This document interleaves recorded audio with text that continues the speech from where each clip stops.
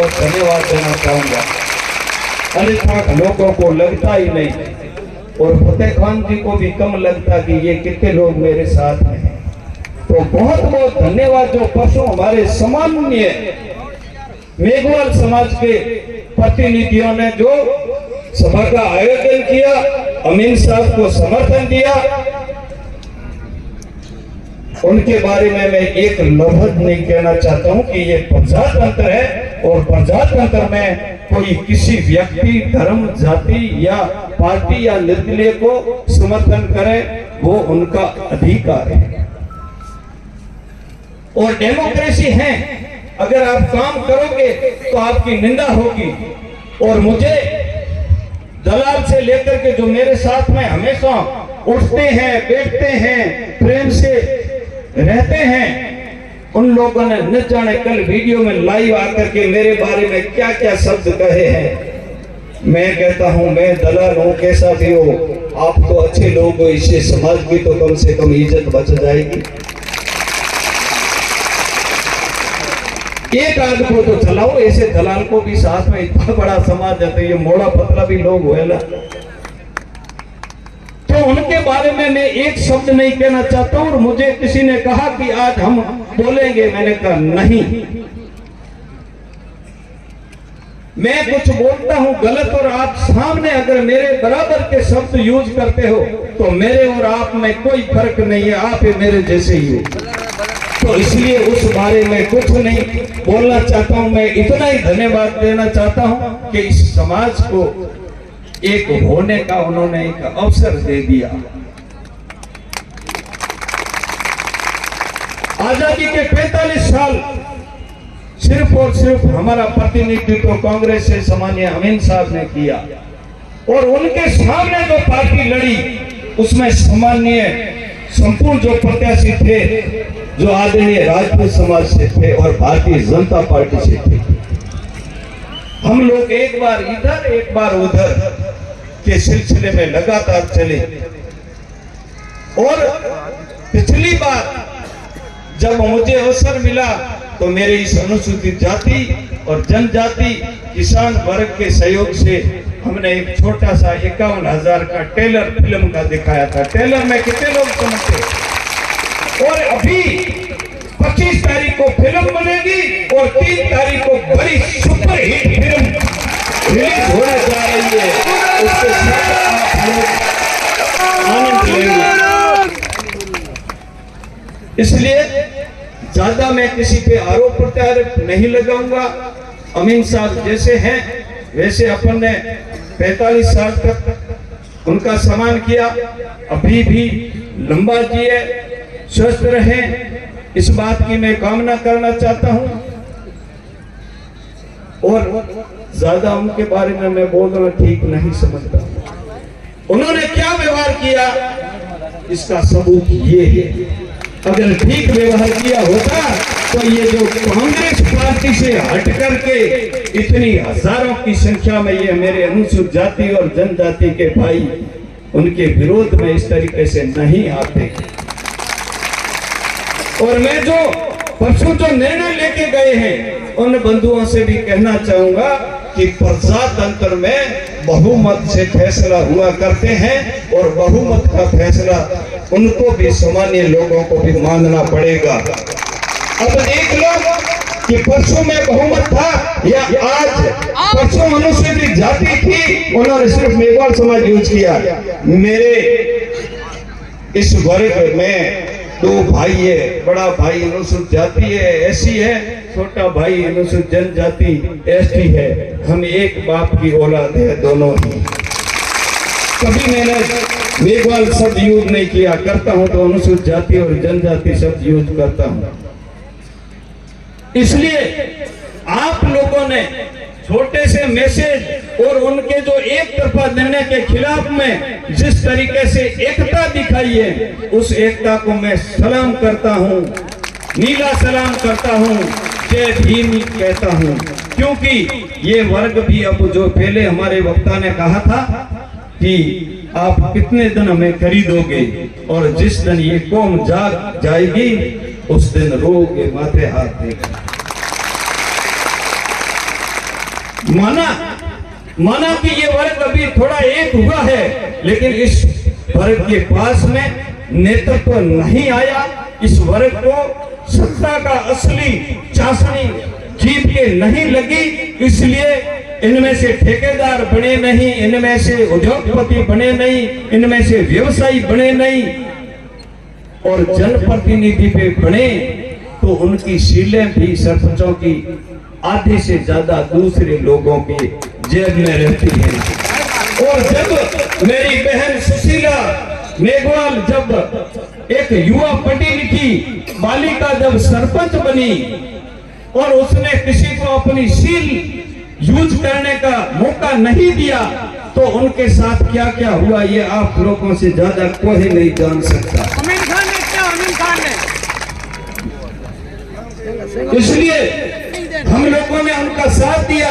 हम लोगों ने आयोग से लेकर के पूरी शिकायत की।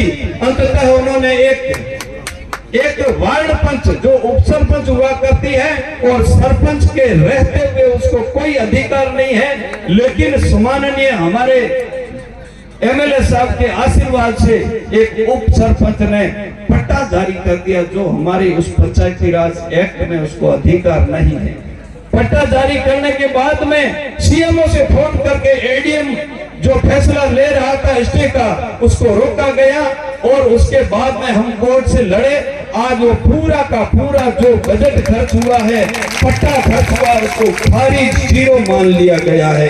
ये संघर्ष की है लड़ाई, और मैं धन्यवाद उस परिवार को देता हूं जिन्होंने बहादुरी से गरीब होते हुए भी इस सत्ता के मद हाथी की परवाह नहीं की और लड़ाई लड़ी, अंततः जीती है। और अभी हमारा एमएलए होगा तो जायद बात के लिए मैं आपको, अब जब आप आ ही गए हो तो इस बात का हमने जतन किया है कि कहीं अमीन खान के पद चिन्हों पर फतेह खान तो नहीं चलेगा। इसलिए हम समाज के 25-30 लोग परसों रात को पीर साहब की दरगाह के अंदर पीर साहब की उपस्थिति में फतेह खान के सामने, जिसमें से अधिकांश लोग इस मंच पे विराजमान है, हमने साइलेंट मोड पे एक बैठक की और बैठक में यही बात की कि हमारे साथ अन्याय नहीं होना चाहिए। चाहे फतेह खान का भाई भी हमारे, और मैंने कहा सबसे ज्यादा लाचारी मैं नहीं करूंगा अगर मेरे समाज की किसी बहन बेटी या हमारी जर जोरों पर किसी ने अतिक्रमण या उनको सताने का काम किया, तो फतेह खान जी ये इंसानियत रखना, मैं सबसे ज्यादा मुकर होकर बोलूंगा। और उसको आपको ये दिन याद रखना है।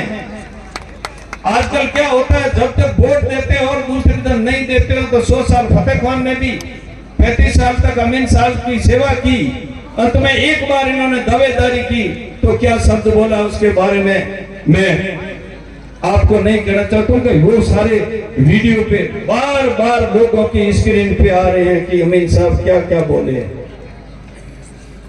ऐसी स्थिति में हमें फारकी करना है भी तय कर दो, ठीक है। इसलिए मैं मेरे समाज से ये निवेदन करना चाहता हूं कि दिखा दो इस पूरे राजस्थान को कि अनुसूचित जाति, जनजाति, किसान वर्ग और अल्पसंख्यक असली मायने में एक होकर के बाबा साहब के बताए हुए संविधान के माध्यम से एक नई इतिहास, एक नया इतिहास लिखने जा रहे हैं, जिसका साक्षी पूरा राजस्थान होगा। आपसे निवेदन है कि आप लोग मुख्य मुख्य लोग आए हो, आप लोगों से निवेदन है कि आपको एक ही बात याद रखनी है, क्योंकि समाज का फैसला है। पहले तेजाराम जी ने संपूर्ण कहानी बताई, मैं उस बात को दोहराना नहीं चाहता हूं। 120 हमारे प्रतिनिधियों का फैसला था। उन्होंने मुझे गालियां देके कहा कि 2 आदमियों ने कमरे में बैठ के थे। ये तो अच्छा हुआ कि मैं और तेजाराम जी, अगर आपने हमारे को अधिकार दिया, वो अगर अधिकार के तहत अगर हम 2 फैसला लेता है तो उनकी बात बिल्कुल सही हो जाती कि इन्होंने 2 जनों ने कमरे में फैसला लिया। अब जो 120 लोग बैठे थे उनके फैसले का मुझे किसी को सर्टिफिकेट देने की जरूरत नहीं है, क्योंकि उनको सबको मालूम है कि ये जो बोल रहे हैं क्या बोल रहे हैं, और सामान्य जो बोल रहे हैं वो भी इस फैसले के साथ में थे। उनको बुलाया। जब भी हमने मीटिंग बुलाई तो जो आज मुझे गाली दे रही हैं और को बिके हुए लोग कह रहे हैं, उन लोगों को भी हमने आमंत्रित किया। अब मैं नाम उन्हीं में किसी एक का भी नहीं लेना चाहता, वो बोलते हैं वो उनका काम। मैं किसी पर न तो गलत टिप्पणी करूंगा न कुछ करूंगा। आप लोगों से अपील करूंगा कि आप संविधान के दायरे में रह करके, विशेष करके मेरे युवाओं से निवेदन है कि ये सोशल मीडिया का जमाना है, आप मेहरबानी करके कुछ लोग ऐसे समय में ये जो हमारा सौहार्द बिगाड़ने के लिए, भाईचारा बिगाड़ने के लिए या इन वोटों को डाइवर्स करने के लिए किसी प्रकार की कोई टिप्पणी करेंगे, किसी प्रकार की और घटना करेंगे, लेकिन आपको अर्जुन की मछली की आंख दिखती है, वैसे आपको अलमारी का आगे वाला बटन दिखना चाहिए। इससे आगे दाएं बाएं ऊपर नीचे देखने की जरूरत नहीं है। मैंने जो उस दरगाह का जिक्र किया उसमें हमने सभी एक चीज ही मांगी कि हम नाजायज के लिए हम नहीं कहेंगे, और इंसान हो तो जायज से आप पीछे मत हटना। तो इन्होंने मुझे आश्वस्त किया और साथ में पीर साहब ने कहा इनको कि ये जो लोग बात कर रहे हैं उस पर खरा उतरना, कहीं इनके साथ धोखा नहीं हो। मैं इतना ही कहूँगा, ज्यादा उस बारे में चर्चा नहीं करूँगा, ताकि लोगों को लगे कि खाली ये गाड़ियों में बैठने के, भाषण देने के शौकीन नहीं है। हम लोग समाज की चिंता चाहते हैं। और मैं आपको दावे के साथ कहना चाहता हूँ, इनका आला कमान, इनको आशीर्वाद देने वाले इनके पिताजी है या मुझे पता नहीं, पिताजी नहीं है।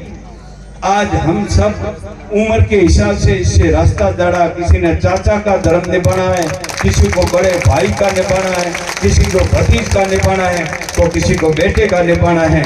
लेकिन इनके कंधे पर जब अनुसूचित जाति और जनजाति ने हाथ रख लिया है तो ये वर्ग कहीं पीछे नहीं रहना चाहिए। और एक भी वोट अपने गांव में कोई हमारे आपस में घर का, खेड़े का, पड़ोस का दूसरा छोटा मोटा किस्सा है तो उसके लिए जैसे मेरे लिए हाथ जोड़े थे नहीं, वैसे के वैसे फतेह खान के लिए अपने भाइयों को मनाने के लिए हाथ जोड़ लेना। एक कहावत है, एक बार एक बडेरे के बच्चा नहीं हो रहा था तो उसने कहा कि रिखिया जी मावा तो काबर हो जाए मारा पेट मंडियो।